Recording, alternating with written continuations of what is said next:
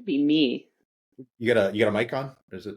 This guy. Oh yeah, we're good. We're good. Okay. Okay. I think we're Daphne, sound maybe good. coming the center to the screen just a bit. Tilted. Ah, there we go. All right. Yeah, I decided to sit for this one. I'm in my ready room chair. I've got my Top Gun Oh, pens in the background, so I'm going to screw things up like you read about today. look what I got yesterday. Never seen that before. What is that?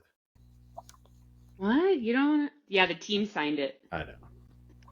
Isn't that nice? Good stuff. Yeah, they were nice. So much to talk about today. Thanks for being here. Sure. I've got a ton of personal questions, but we can save that for the end. Has to do with the cervical spine, lumbar spine, compression in the neck, everything. Pilot spine. Yeah. Actually, that's not a bad place to start. So everybody's familiar with the movie Top Gun Maverick. They got to see some really fantastic flight scenes, much better than what I grew up with in 1986. Where the bunch of guys sitting in the cockpit pretending like they're flying with the mask hanging off, which is still cool. So what people don't know is that pilots are at the edge of consciousness when they're flying. Sometimes we're pulling G's, 6, 7, 8 G's. The blood rushes out of the body. We're straining to fight that back to remain conscious so we can fight and win. And at the same time, our spine, what's happening to our spine there, Doc? Yeah, you're getting compressed. You have 138 G's at your neck with your helmet and mask on at, 138 pounds in your spine of load when you're hitting 7.5, 7 G's. And that's with it, if we estimated it right, that's with you straight up and down, not tipped or in a check six or looking anywhere. So the human spine, it has something called what's known as follower load, and it's kind of a Jenga block stack. If it's just so everything stays balanced, and it can endure 250 newtons of load when it's in neutral or straight up and down. And no pilot or air crew is ever straight up and down, whether it's gear, the seat, the tactical maneuver, just looking at your left foot in a helicopter and hovering for an hour or so. When you guys come out of that follower load position or neutral, you can hold 10 to maybe 40 newtons of load. So it goes from 250 newtons when a spine is just doing life on land. Yeah. And then you go to maybe 10 to 40 newtons of capacity. And then you guys are hitting 138. So you're really blowing through any kind of limits. Oh, wow. So I'm wondering, we talk about aviation quite a bit on this podcast. There's connections from John Boyd Zeta Loop back to the F-86 and things like that, dogfighting.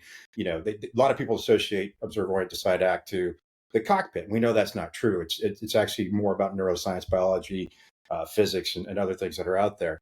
So having a discussion about this, I want to give our listeners in the right frame of mind. If you're going to associate John Boyd's observer-oriented decide act loop with fighter aviation, let's talk about what it's like to be at that edge of consciousness, what it feels like to be, 30 years later when you have back problems. That's where I am right now. And I think you're kind of framing this the right way. On the I don't know if there's a neuroscience level here or not, but can you talk about what happens in the body as far as decision-making when you're under those G's and stress loads? Have you noticed, or can you talk about that? When I was in the jet, I was focused on the mission. There was no way that I was thinking about what position my spine's in and how to not have back pain. So when I read the article saying pilots should attempt to stay in neutral spine as much as possible, that's just not going to happen. Yeah. You can't. That's 35 and F-16 have a 30-degree recline or more of a recline, and that is very helpful to the neck and spine. It keeps it more in a neutral position and unloaded. So that's a nice aspect of those different airframes. But when you're in a mission and you're trying to focus on something that is consistently changing, taking in new input, your spine position is going to get put towards the bottom of the pile on those in that situation. So it's really interesting that the ergonomic world thinks that that's even something that can happen. Yeah. It doesn't even happen at a desk on land. We don't even do it at our computers, let alone in a jet on a mission or a helicopter. I flew in the NACI seat in the F-14D. I think they're very similar in the newer 18s right now. And I don't think it's not ergonomically designed to support your back. No. It's horrible. It's a very expensive chair to get you out of the aircraft if needed, right? Agreed. And Yeah. I was chatting with someone last week, and I've had this conversation a few times of for 99% of the time, you're in a position that aggravates your spine, makes it worse for that 1% chance that you might eject or if you eject. Whereas Hmm. if you could recline for 99.9% of the time, the F-35 and F-16 were able to recline a little bit, and apparently they're safe enough to fly. So Hmm. we just need to start partnering with engineers and aviators and just kind of getting everybody to the table to find ways through the equipment, the gear, and the human Yeah. to give you guys a longer life in the seat and a better life when you get out. Well, speaking of life, let's go back and rewind a little bit and go back to your background. I went to the University of Colorado, and they had this kinesiology Yes. department there, and I didn't know anything about it. Walk us through how you got into this world, so our listeners can understand a little bit more of your background. Yeah, so I did my undergrad and then my master's in neurophysiology at the University of Colorado at Boulder, and then I went on to get my doctorate at Regis. Yeah, go Buffs! Let's go, Buffs. I think we have a flyover arranged coming up, so All we'll right. see how this season goes. Yeah. And then I had been a physical therapist for about 5 years, moved up to Washington, and then found my mentor in spine at the Peace Health Therapy and Spine Clinic, Keith Klein. And for 10 years, I had over the shoulder mentoring of cervical fusion, cervical spine, lumbar pain, pain down the leg, pain that looks like a calf strain, but really it's your S1, plantar fasciitis, but you're getting it because you don't have your L5, tennis elbow, that's really your C6. I mean, it just goes on and on. Yeah. And so when I decided to change from that, when our clinic merged, I ended up at Naval Air Station, Whidbey Island, as an embedded contractor physical therapist. And when I brought my spine skill set to the aviation medical department, they couldn't get enough. We were getting people better in one visit. It was just something simple for me. I had done the training. It was my wheelhouse. It was exactly what they needed. They like to say lightning struck. It was just, they didn't even know what I was doing. I said it was orthopedic manual therapy, and it was spine therapy versus stretching and pulling and trying to think that we can pull on a joint to change its range of motion, where we'll never be able to do that. The nerve will say stop before we can ever get to a ligament in a joint or change a range of motion in a joint. And yeah, so then they wanted to get me in the jet. So Airboss Weitzel approved project specialist VTOPS designation. And as far as we know, I'm the only contractor from the medical side that's been given that designation in the Navy. Yeah. A medical contractor to have the ability to then go in all airframes of the Navy and Marines. So I got my all-qual, went in the Dunker, got in the search and rescue helicopters, got in F-18, flew the Top Gun 2 route, low level. That was my low level. Yeah, so Whidbey has been I cut my teeth with Whidbey, and they have been nothing but wonderful and kind to me there. And they're still some of my favorites. So, and then after that, I've been able to, when the contract changed, went to Luke Air Force Base for a little bit. They're changing that contract, so I got out of contracts and started my own business for aviation and pilots. And yeah, that's what's happened. And here I am. And now I'm hired as a guest lecturer for people for commands. And so I have a few different commands that I'm treating or going to coming up. So. All right. I was just looking. I was looking. You went the name of your company. By the way, we like any company that has a letter X in it. So it's something, right? Yeah, it is something, and it has to do with an awakening or something like that. I'll figure that out here in a second. So we're talking about human performance in extreme environments, right? That's how I kind of look at fighter aviation. And our podcast is really about how do you max perform as an individual, as an organization, as a government, as a planet, as a universe, right? So this fits right into that. I want to make sure there's a nice connection there. I'll see if Mark has anything for you right now. Mark. Yeah, well, don't forget about us ground pounders. I can think back to my time wearing a 4.5 pound helmet on my head. 70-pound pack and Yeah, well, and also fragmentation vest was required, load bearing vest. that's So your, right. your load can be any number of things. Back then, I left active duty in '04, but back then the boots were not as ergonomic as they are now. There was a different type of combat boot, and I could tell you that everybody that was in my epoch, even guys that were in for 6, 7 years, got out or whatever, all of them almost immediately back and neck problems that persist. Yeah. So lots of chiropractic visits. You learn words like neuralgia. Didn't Yeah. I learned that word the hard way. When you say C6 and C5, like I know exactly what you're talking about. So of course I look at your website. I'm gonna plan on coming out to Colorado Yeah, come on out. to get. But I think that there's another. A lot of our listeners are Marines that were not in the cockpit, and they can relate to a lot of the physical damage that they've experienced, and even in training. I mean, the jumping, climbing, falling, doing all kinds of things. And like I said, it's almost like a persistent chronic thing that happens almost immediately. Agreed. When I treat spine patients, the interventions I was taught and I teach for spine work on acute and chronic. And so I actually had a sergeant major from the Army who was in artillery for 20 years, and he was one of my patients recently in Colorado, and he is just fantastic. He's been working out for 20 years, but he's had severe back pain, and he's in his 70s, and we got his pain to go away. And so for him to say, I've tried all of these different things, stretching, dry needling, TENS unit, something pulling on me, someone just sells you some snake oil, and not because they're malicious, they've been told it should work, but we're not asking questions of clarity and questions of curiosity and kind of going back to the science to find some things that, is that really what happens? Is that really the science? Are we pairing spine biomechanics with how a hip and a knee work? And they are different. They are separate.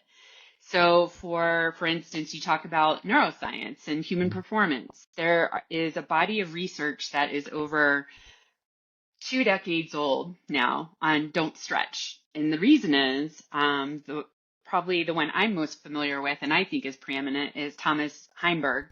And he's at the University of Copenhagen.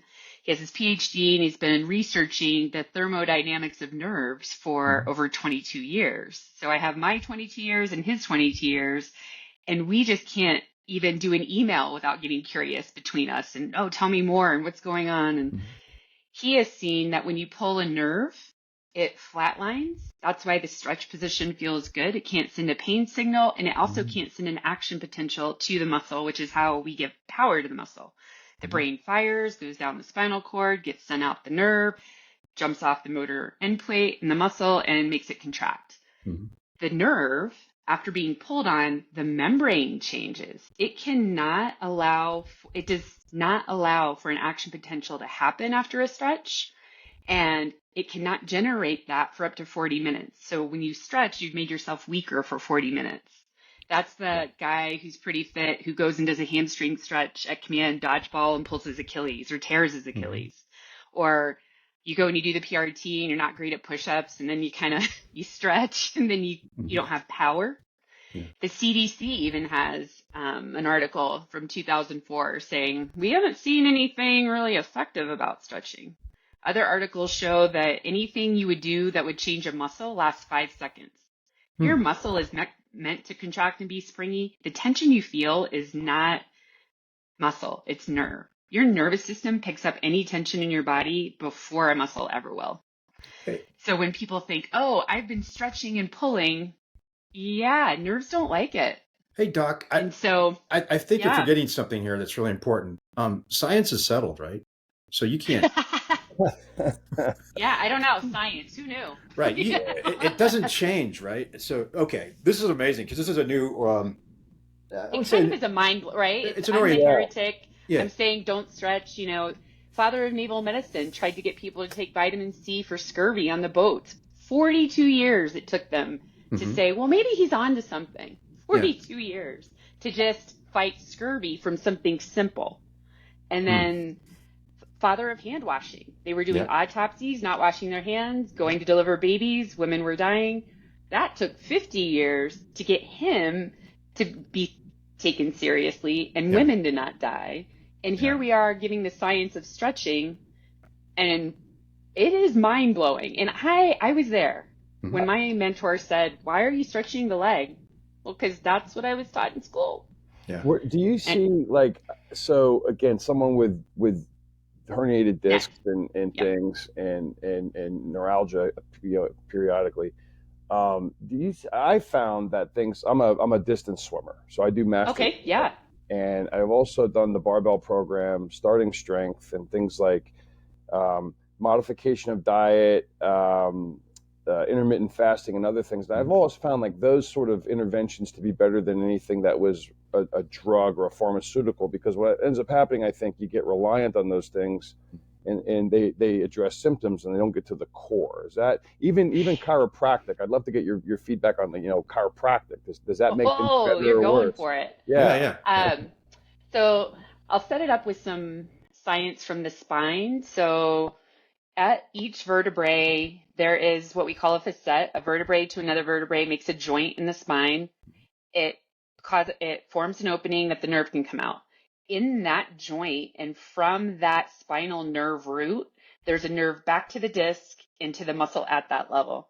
So when you pull on your spine and try to open it or have it in a prolonged, elongated position for a while, you're making the muscles of the spine weaker because you pulled the nerve that turns muscle on. So pulling and doing this knees to the side and chest rotation. So there's a spine science to it. David Butler and Lorimer Moseley wrote a book called Explain Pain. And I would agree with you, Moose, that it's of how much pain does our body have to manage?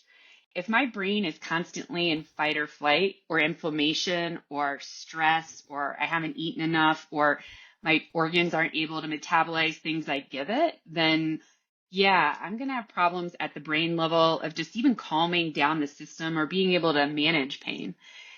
The other piece to that I've seen is people will use kind of toxic positivity over pain.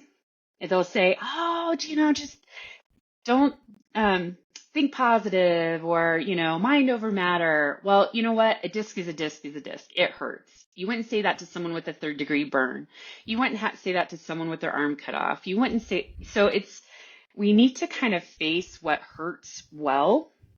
When it comes to stretching and pain, one thing I'll share with pilots is I'll share this example.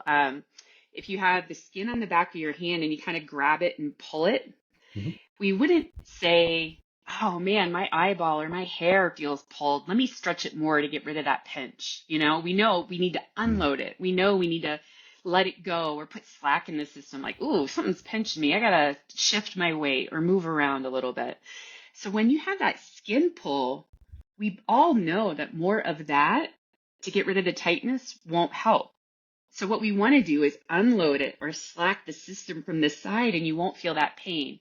Kind of takes 3 hands. You got to be able to, you do it to a friend and then a friend do it to you, and you'll see what I mean. And when I help patients, and then the last 7 years, pilots and air crew and maintainers get stability and strength, matching the 30 years of research that the spine needs the multifidus and the deep core to turn on to stabilize the spine so it doesn't hurt. When I've done that, they've gotten better.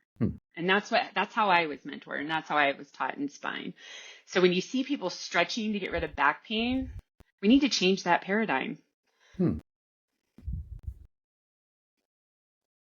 Oh, So chiropractic, where they're doing a lot of forceful releases and popping and movements. So I do that. It's a bigger, broader picture would be orthopedic manual therapy. Chiropractic, they've been really great with marketing, and everybody knows you go and you get cracked, or someone will say gentle chiro. a few comments would be, we in the spine center, we would see a few things happen. People would have hypermobile joints where the joint now moved too much. Like if you crack your knuckle, it almost kind of aches for a while. Yeah.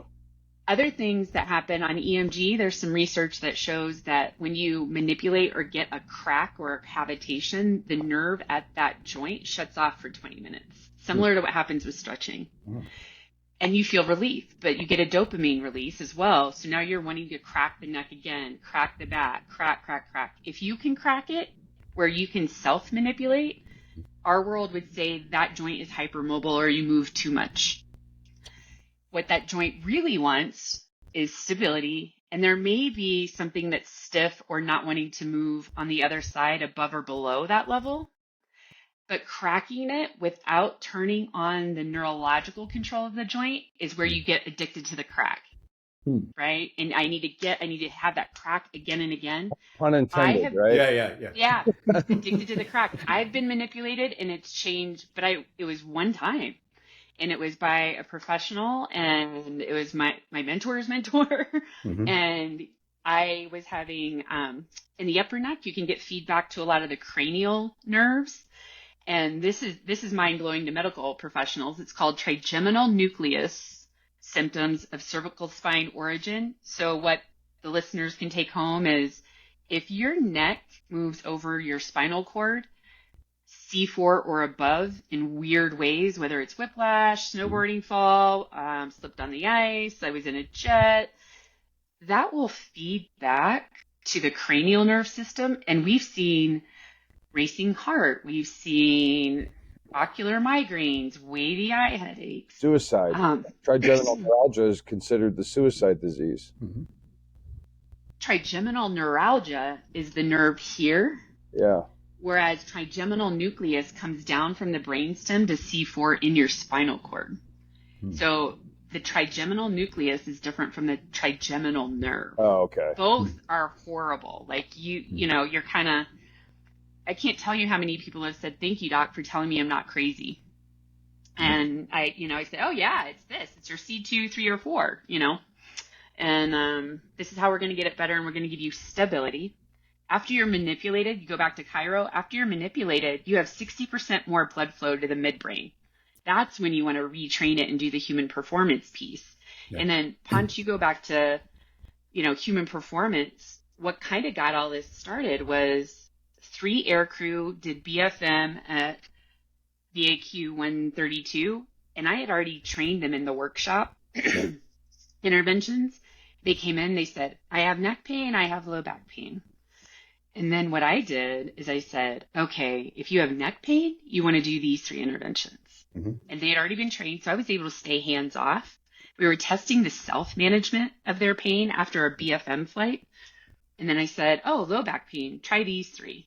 Yeah.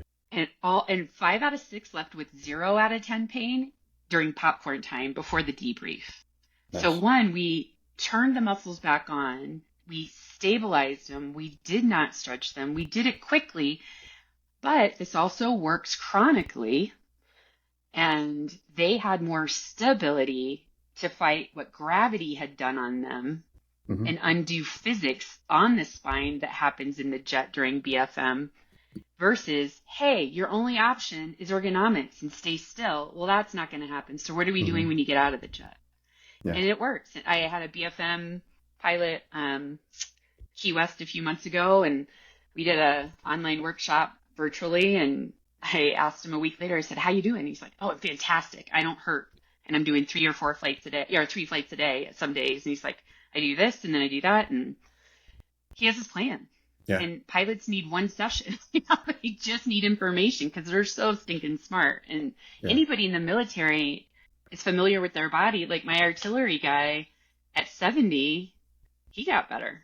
We didn't change his x-ray, but he got better. So I wonder, I got a couple of ideas or paths I want to go down. First one is exapted practices. So in the past, we've learned a lot about team science from fighter aviation, commercial aviation, and that's an exapted thing that we can bring over to industry. From the extreme environments we're in with these horrible seats that we fly in, let's take these practices and ideas to a Fortune 50 company where everybody's sitting all day in their chairs, either at home or at work.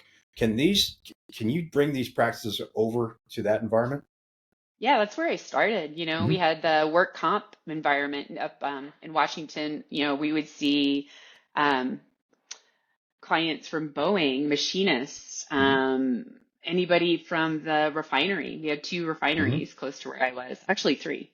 Um, and the spine is a spine is a spine, whether one example of the desk versus and the jet and how they kind of are, cousins to each other is Mm-hmm. if you're sitting up straight, your head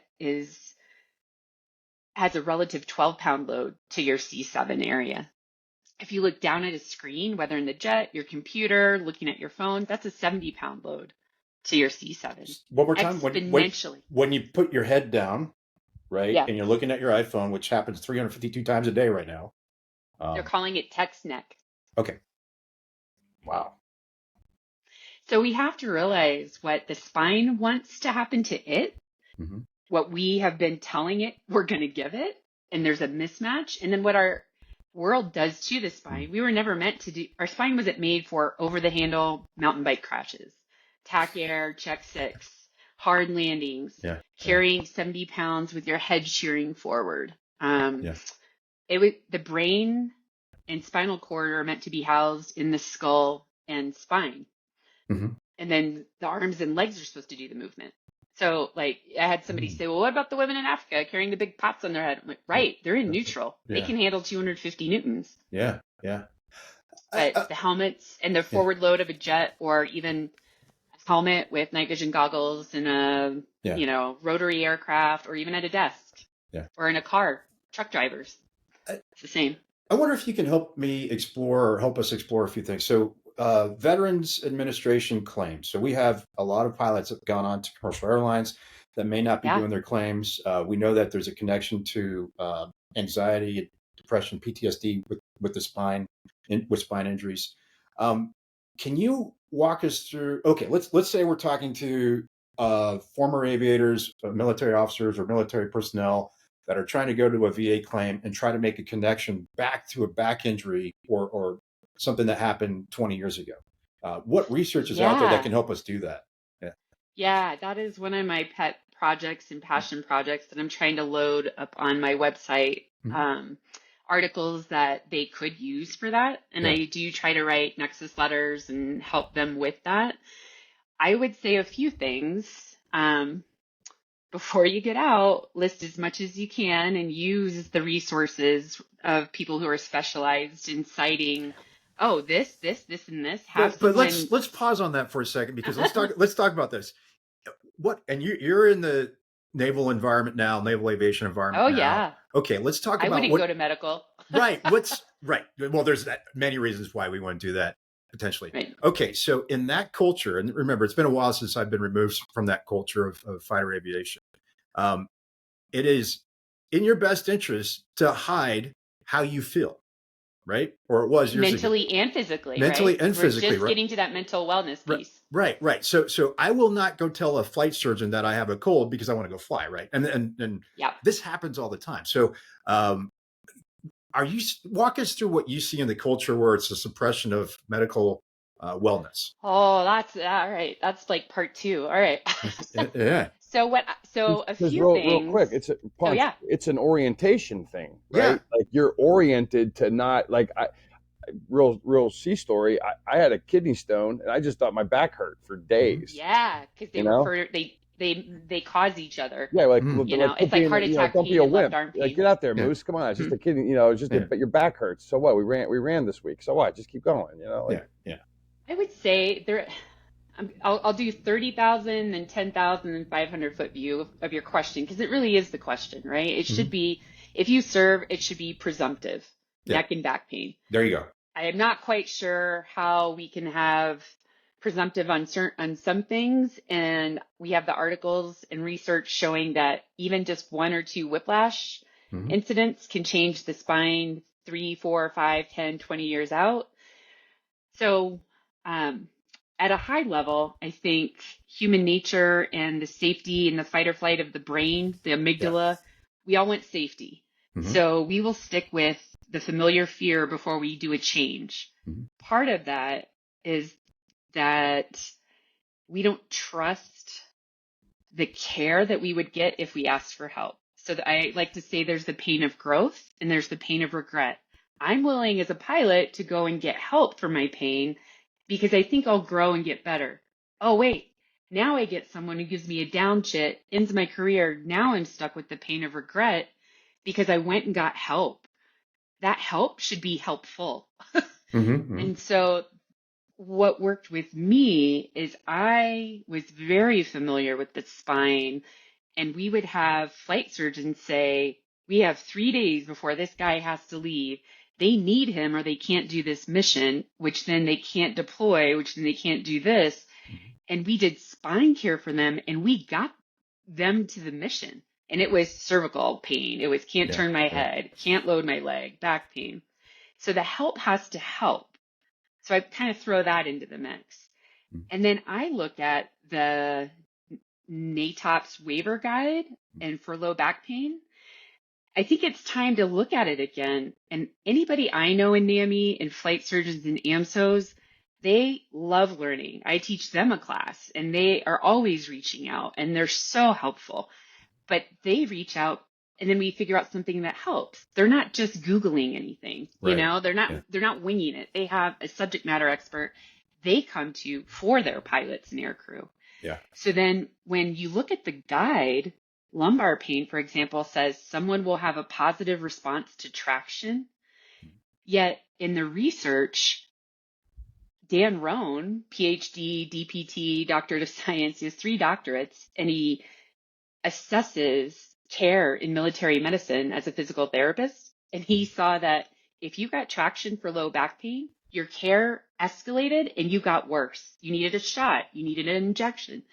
Don't stretch this stuff. A disc is a ligament between 2 bones. Yeah. So now we have a guide that says do something that the other research says is harmful. Mm-hmm. So you need to do that. How's that ever going to work? You need to have a positive response to something that's harmful.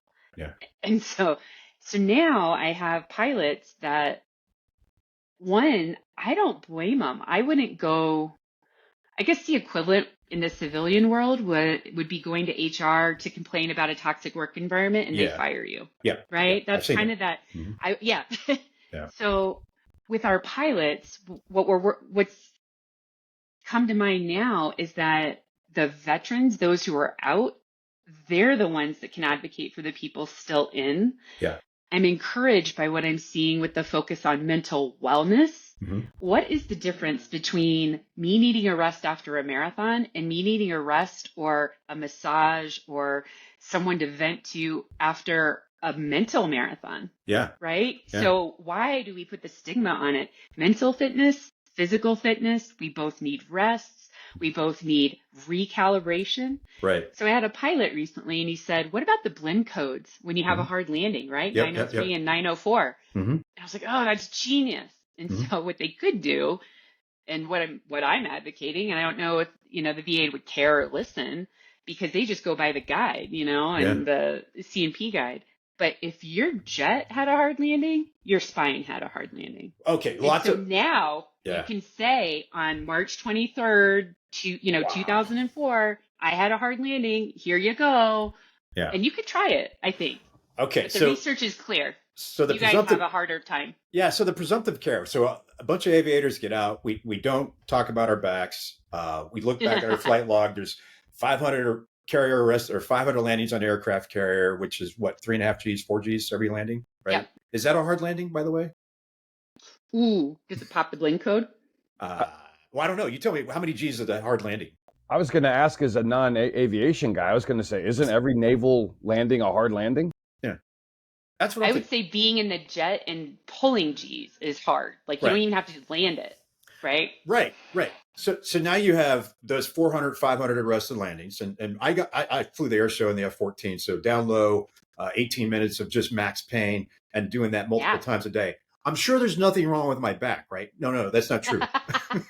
I'm a little bit shorter now, and actually, I'm a little bit more handsome than I was years ago. So that's another story. That's right. That's right. At least I tell myself that, and my wife says that's not true either. Okay, so presumptive care. back to that, and I think you can help a lot of veterans with this. And I know I don't, this may not apply to a lot of folks that are outside of the military, but I think this is important and it's a good discussion to have. Hard landings, pulling G's, not reporting this to the medical, um, the doctors, the flight surgeons, and such, put it in your medical record. Leaving the military, and there's a danger of that back pain causing anxiety, depression, in doing that too. So there's a danger to civilians who are flying on commercial airlines that the pilot in the front seat has back injuries, right? So let's make this everybody's problem. Yeah. How Yeah, I've can talked with United and Delta. Yeah. It's yeah? kinda So this is a problem. You have a potential aviator in the front of the aircraft that's flying your United or hmm American flight who has these back pains that they were hiding because that's what they needed to do in order to get the next Right. job. And that's causing some potential anxiety, triggering some depression. And that's okay with everybody, right? And the answer is no, Yeah. that cannot be okay. Well, So, it's good enough because we haven't changed it, right? right. Yeah. So what's going on when nothing's going on in your organization is horrible to think about. Walk and back to the presumptive care. Um, I have plenty of brothers and sisters out there that want your help. So what can they do right now to go back and have their medical records reviewed and then maybe look at their back and connect it to aviation? I don't know. I am not familiar enough with the VA CNP system to Hmm. say you need to file this form or do this. Yeah. My limited knowledge on that, I help and I write letters, Hmm. but at the same time, it's the review. And Yeah. I am more than happy to provide articles and research. And well, this is pretty close to cervicogenic dizziness, and that's wonkiness from your concussions and special forces. And, like I work with Return to Duty, and they're all about helping special forces and Hmm. with spine care, getting you good spine care. If you're trying to get a VA claim changed, I would help. I would look for people who are well versed at that and doing appeals and that kind Yeah. of thing. If you're kind of in that last 1 or 2 years, I would be getting the imaging. I had one Yeah. guy, he said he had been seen by a chiropractor throughout his care. Mhm. So he came and dumped the 800 pages of his care into a CNP evaluation, Yeah. and he did get 100%. Okay. The Uh, hard part is, oh, no, this is great. yeah, So I think the bottom line is go to your website. You can help with the research and point people in the right direction. You are, in my yeah. view, you are the specialist in this that has probably the most knowledge as far as where to access the right information, so veterans can go ahead and do that. I don't want to spend too much time on that because I think that we might lose Well, some like of one our. example, Huh? I'll throw this out, like there is an article I posted on my LinkedIn page, and anyone's more than welcome to follow. And I try to share that, but there is an article that showed fighter pilots compared to normal population had more degeneration of Hmm. C6 and C7. And you may not see that degeneration from one hard landing, right? You don't see the degeneration in an ankle joint Yeah. because you sprained it 10 times in collegiate soccer. It's I can't walk on it when I'm 30, 40, and 50 Yeah. because I lost the ligament stability. Now the bones degenerate. They can tolerate it. It's called exhaustive adaptive potential.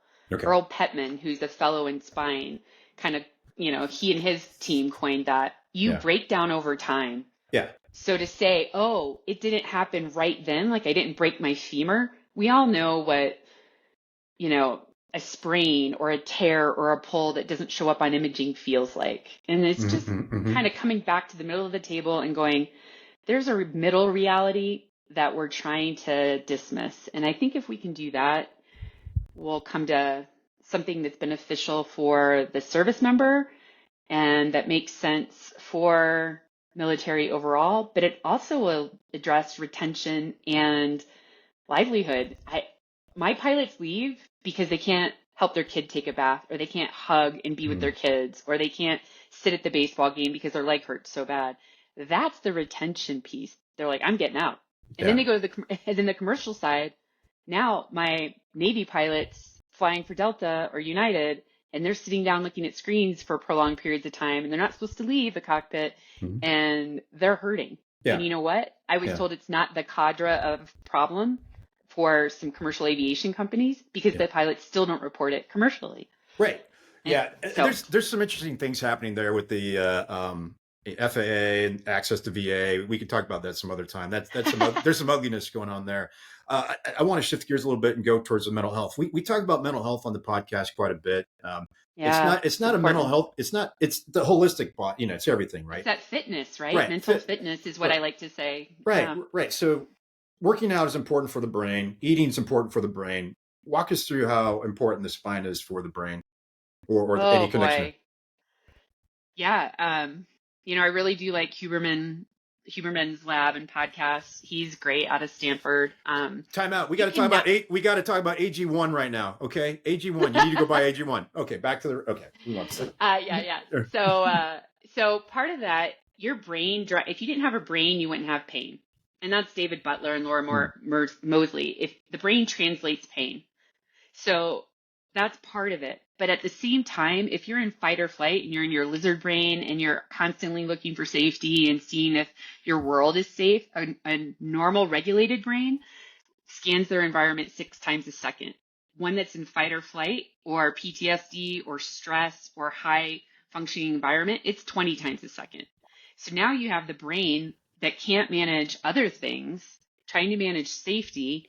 And now we have some pain somewhere. So now it's like everybody just has a megaphone in the body and they're just screaming, like the shoulders screaming, the neck screaming, the body screaming, the brain screaming. So we need to respect pain. When I respect someone's pain and I look for a cause for it, or I think it needs more help, more stability, we get rid of the spine pain.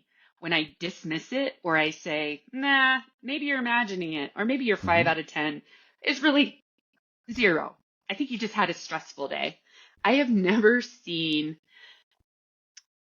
stress that causes spine pain that isn't also partnered with a mechanical issue. Like, well, you're shrugging your shoulders, so you're pinching the nerves at your neck, or there is something we can change. And I feel sometimes the medical world will dismiss pain with the use of stress. And I would agree that it plays into it, but I would also agree that maybe the medical world, our spine world and PT world, needs to get better at looking at what the spine wants. Platinum rule of the body. Give the body what the body wants, not what we think it needs.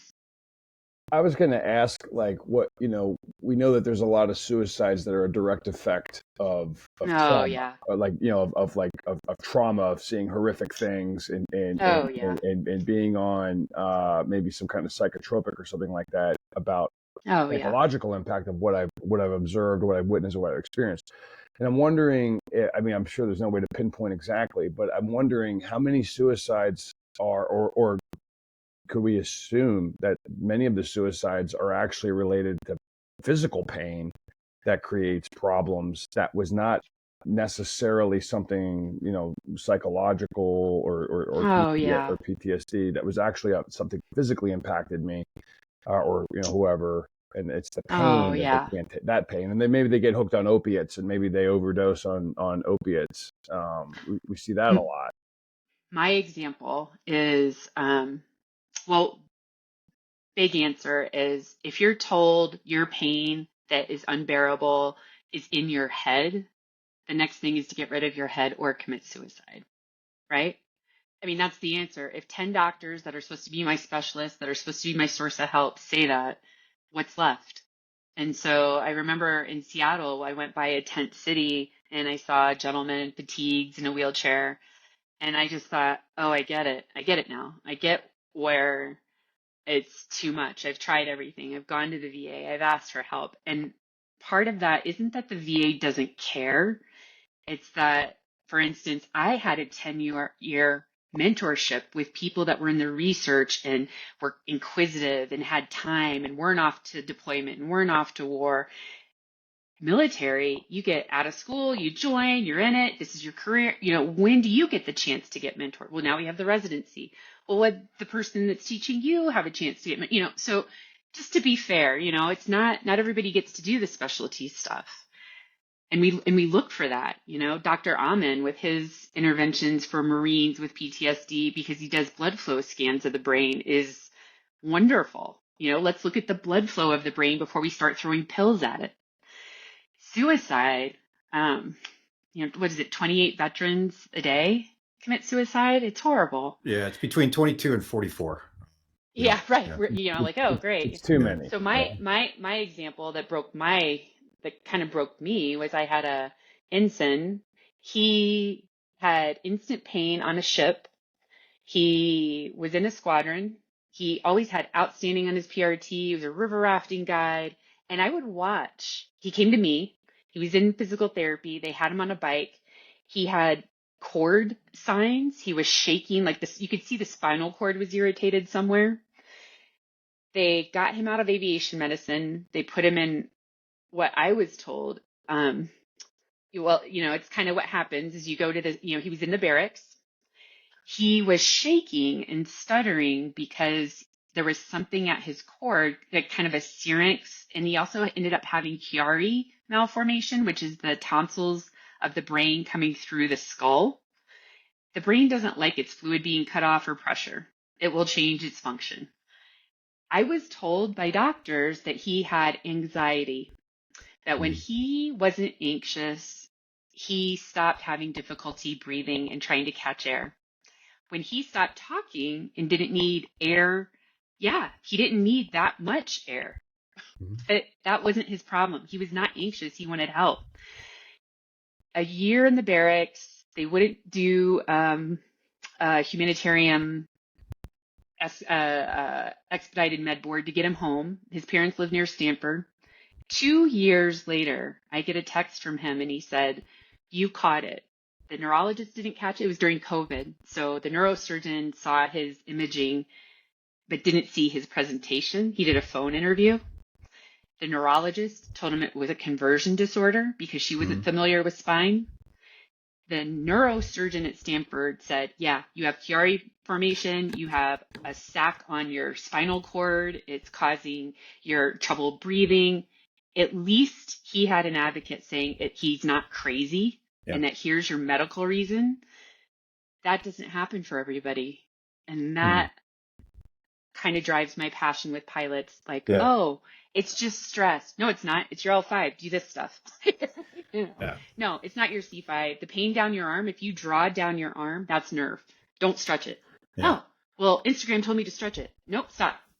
So just giving them something. And I'm out of the medical world, so I do wellness coaching. So I don't have access to their medical records. Yeah. But when we talk and we do coaching sessions, no one has access to those sessions either. So it's a nice circle of trust and safety. Nice. Yeah, I want to share a story of a very famous aviator with you. A couple of ejections in there. First thing that we know of is his father was lost behind enemy lines during the Vietnam War. Grows up, ends up putting on his wings without his mother there. His mom passed away prior to that. Goes on and flies in a multi-seat aircraft and loses his NFO. And then has multiple relationships, struggles with alcohol. Life continues, and then comes back and ejects later on behind enemy lines, pulling lots of G's, fighting somebody. Now, the person I'm talking about is Maverick here, right? This is Pete Mitchell. That's it. That's the one. That's true. But there's nothing wrong with Pete Mitchell, right? There's nothing. He's absolutely fine, and that's hard to believe, right? I know folks that actually ejected. I'm here in Virginia Beach. We have officers, friends, retirees, that veterans that take their lives every day, right? I think we have an opportunity here with the Maverick story to talk about what's actually happening. Ejecting twice, landing on carriers for over 20 years, test pilot, actually ejected 3 times that I know of, right? One with Goose, one in that crazy aircraft, and one in the F-18 over enemy lines. Those are 3 ejections. Do you know anybody in the military? Walking, talking, chewing gum. So, and he's fine, but that's BS. There's right. And this is okay. This is what we want to talk about. And what we've been talking about on the show lately is PTSD, TBI is real. I've had a talk 100%. At the Naval Safety Center when we had physiological episodes in the aircraft, T-45s, F-18s. They look like TBI, right? And I've talked to doctors about this, and there are ways to overcome this. And I'm not going to get into psychedelics right now. That's for another show. We have plenty of those shows Well, on this. even with a concussion, the bladder acts like a spinal cord bladder with a concussion. Really? Oh, wow. And that's Captain Christine Sears. She's a urologist, and she was recently at Jacksonville. And now she's at Whidbey. But we don't know what we don't know. Yeah, you know? yeah. So my point behind all this is it's all right to reach out for help, right? That's right. Yeah, it's again, 22 to 44 veterans are taking their lives every day, and we have an opportunity to do something. I think that what's really appealed to me is your background in this, as well as it's not one thing. It's not experiencing one horrible thing in your life. It's multiple things, right? It's the experience of flying a jet, the fear of landing. And by the way, talk about how scary it is to land on an aircraft carrier, if you don't mind, if you have any studies on that. We know what happens with one or two whiplashes in cars. Mm-hmm. So, kind of that aircraft carrier, repeated 4 newtons, decelerating, that's a whiplash. And we have the patch, which is kind of like, yay, I did it. Your spine isn't thrilled about that. Your spine doesn't care about the patch. Yeah. And so to say that is not service related, I have a buddy, call sign Chop. Some of you may know him, but he's hilarious because he says, well, if the data to the right of the retirement ceremony is silent and we're trying to collect more data to get people to report it, but then after the retirement ceremony, it's copious and, just exorbitantly, like thousands of pages of data of what happened to me in service. Well, and none of that is service related. And I have neck pain and back pain and this and that. That must have been some retirement ceremony to cause all that damage. Yeah.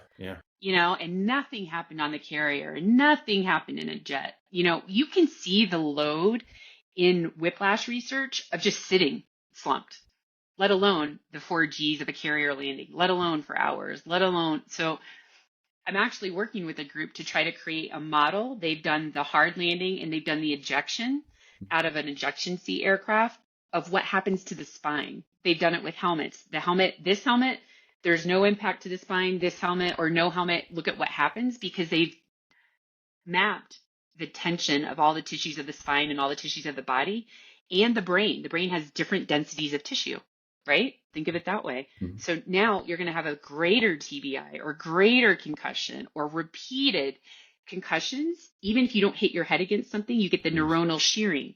And now it's that flat affect and that flat kind of, what's happening? EMDR is a great strategy to kind of recalibrate the prefrontal cortex to the lizard brain.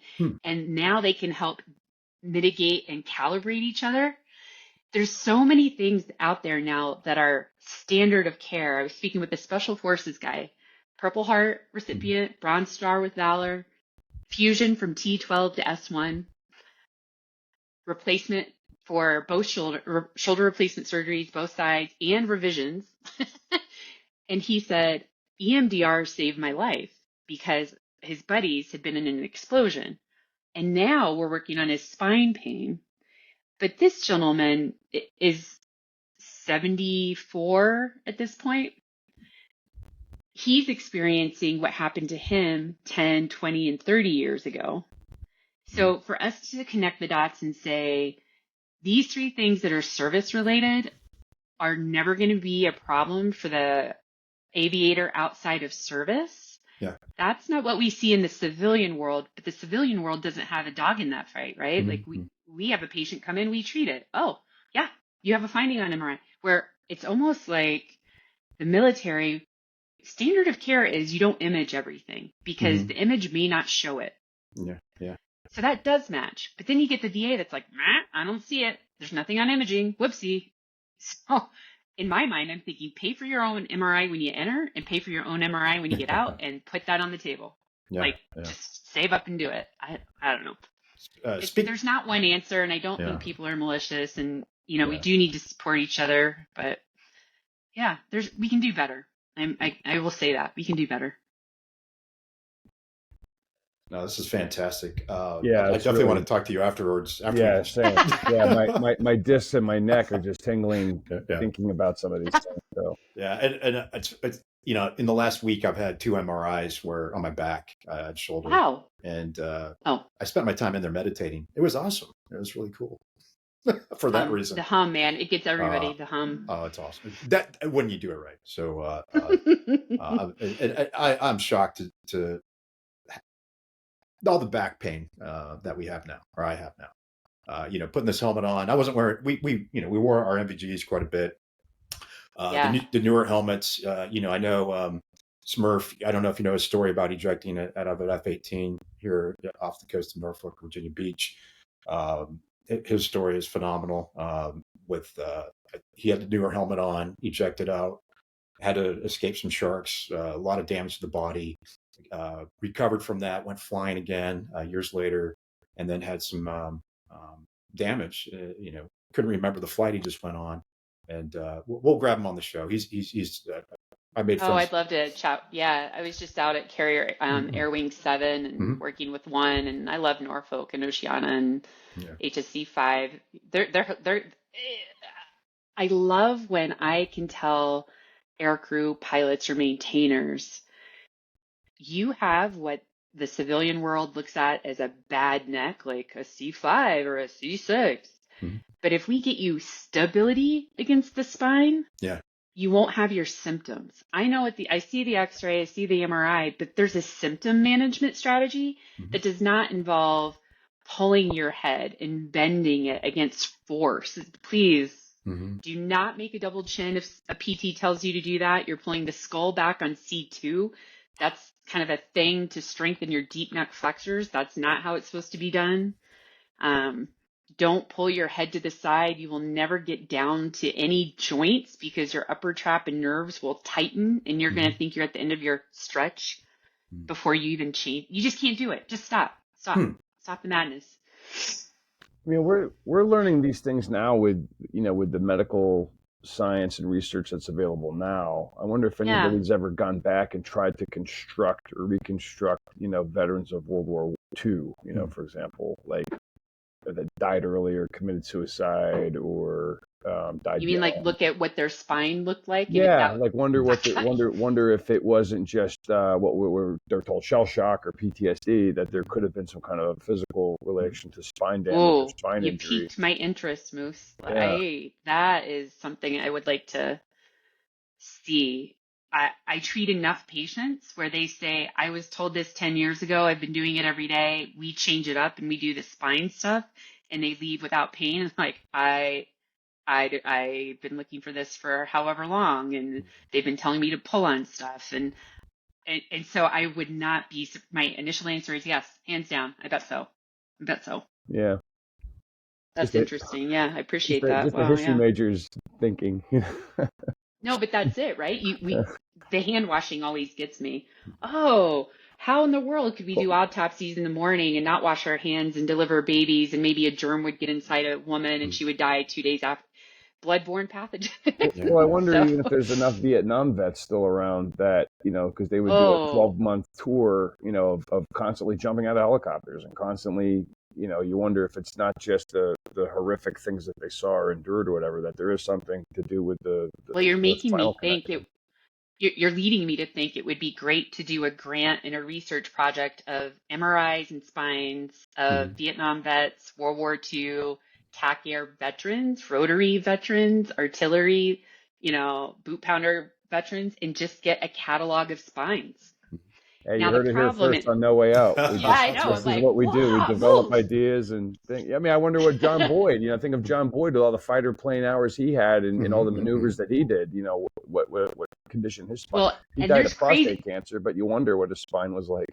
Well, and there's things called the Anatomy Project where they've taken cadavers and done like millimeter cross sections of every tissue in the body, and that's how we're able to model now. Mhm. But then at the same time, we have those studies where I want to do that with a model because they have the tissue tensegrity measured where I can say, you did this. This is what your spine will be like in 5, 10, 20 years. When it's in the works of having nonprofits pay for it. So it's available for veterans and service members, Mhm. because I don't, the goal for me would be to have a standard human performance care and strategy for neck and back pain for pilots in military. And don't do this, do this. And you teach them when they come in, and you have it available midway, just through the whole spectrum of their military service. When I have been at some of the highly funded projects in Arizona, I have seen not spine care, but CrossFit or what you would do to strengthen a hip. And I would watch them give stretches. And I'm thinking, you have this program fully funded, and yet they have access, but it's access to the wrong thing, right? You can be sincere, but sincerely wrong. Yeah. And so getting the science and getting those specialists, but you have to match it with the commitment, with the passion, and get it to the people that need it, right? I just want to, it's like, I have it. I spent 22 years figuring out how to help spine. And then when I got to the line, it was, I just want to give it to you. I had, here, just take it. I don't care. And so, yeah, I'm really curious, Moose. Like, I wouldn't, doing the committee work, right? I don't know. Is it, should we go that route? No. Do we have enough information where we can just get it done? Because we've measured the tissues. It's there. We have it. It's in the vaults. It's in the libraries. It's in the research groups.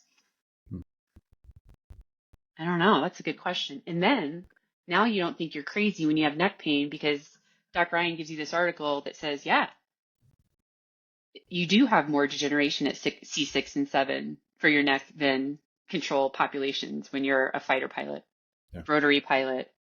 And you're right. I mean, it could go for just wearing a 70-pound pack. It doesn't have to be a jet, right? It's military. It's load. They beat you guys up, Absolutely. Wow. This has been an amazing conversation. Good reorientation on so many things. And thanks for this. This has really been thanks for the invite. This got me thinking, I love it when people That's the get goal me of the curious. podcast, Doc. I mean, we're honestly, I mean, we're trying to develop and advance these ideas, and these things are, a lot of veterans listen, but then a lot of people who bear loads, and a lot of people that have, physical and mental things. That this is just another perspective. Yeah, and I would just encourage anyone in the military and your listeners to know that there's help that does help.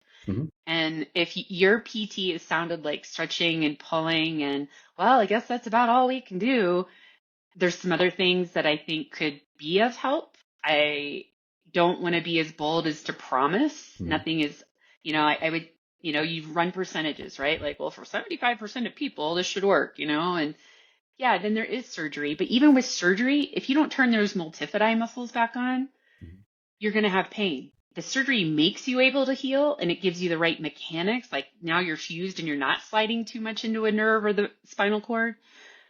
If it's a fusion, usually you don't need the fusion, but if you're really unstable from an injury, we want to give you that so that we don't go to a second back surgery and a third back surgery or a failed surgery. Now you just suffer the same way you were suffering before. So what's the best way you would have our listeners follow? You mentioned LinkedIn, and then you're also you have your website. I do. I'm building the website. I'm trying to have it have a nice case study and research page that's in front of any membership. I have a newsletter that I'm going to be working on, and that's like my second job. I have a day job at the hospital in Denver, so where I treat patients. So, but I see patients Monday through Thursday at the hospital, and then I reserve what I really want to do for Thursday mornings and Fridays, and sometimes even on weekends. But I'll be out at San Diego this coming week at the Naval Helicopter Association conference, and so and then after that, I'm hoping to get into the commercial air, and I'm hoping to get into law enforcement and helping veterans more. I think veterans have a freedom now that they can seek care that helps. They're not behind, they're not on a job, so they can, where they think they might get downed. So they have more of a freedom to reach out. And I've helped a few of them get to the right type of care in their state that's hands-on. That was kind of rewarding. He thought he was just dizzy, and it's probably his upper neck. So we got him to someone that could do more direct treatment. So yeah, there's a lot of I would just ask your listeners to reach out, and they're not crazy. I'd say 80% of the time, there's not a mental component to it. And even if there is, their pain is still valid. Is the same book you have behind you? Yes, it is. There's a lot of, I have some pictures in here. We could do that some other time, but, I You just saw have pictures in here? I'm that old. Yeah. Oh, you are old. I thought you were like sort of old. No, I'm 51. I'm a retired Navy captain. So, what's that mean? Boy. Yeah, Oh, hey, I love this one. I got to find it now. One of my favorite patients that got me started in aviation was an F4 Marine fighter pilot. And he has a picture over Ho Chi Minh Trail before we were supposed to be there. Was it Bull Meacham? Oh, I was just looking at that picture, by the way. Yeah. Is that the one? Yeah. My favorite was the dunker when I did the dunker at Whitney. I tell you, I have never seen or heard teaching like a safety center. They give you one command. If you can't do it, they give you the second command. It's not, well, try this and try that, and then maybe think about this. That's good feedback for your brain being able to handle multiple commands and multiple tasks in the jet. They said, ma'am, you got to do this and this. I was like, okay, I can do two things. Yeah. And I had to go, I got out of all the seats in the dunker, blindfolded, did the rebreather. You know, it's kind of funny when I hear that cast of Top Gun 2 and Maverick saying, well, we had to go in the dunker once. Oh, it's going to kill you. And I was like, once? You gotta be kidding. Find a reference point, unhook, put the breather in. So I am so short. I'm 5'3", and you know how you have to have 3 points of contact before you can release your seatbelt? I could not get to the seat I was behind the passenger. I could not get there. And so after 6 times in that seat, they came over and they said, all right, ma'am, this is the last time. Yeah. And I was like, I am not losing my all qual for this. And I just waited. And all of a sudden, I kind of did like a little extra reach, and I could feel it, and I was out. Like all I needed was that it's do or die, and I did it. So it's been fun because I've gotten to fly with rotary and TAC air because we knew what we were doing. We knew we wanted to put the pain of the provider through the pain of put the provider through the pain of the aviator to provide better interventions. Yeah. So I learned their pain and learned to identify with it.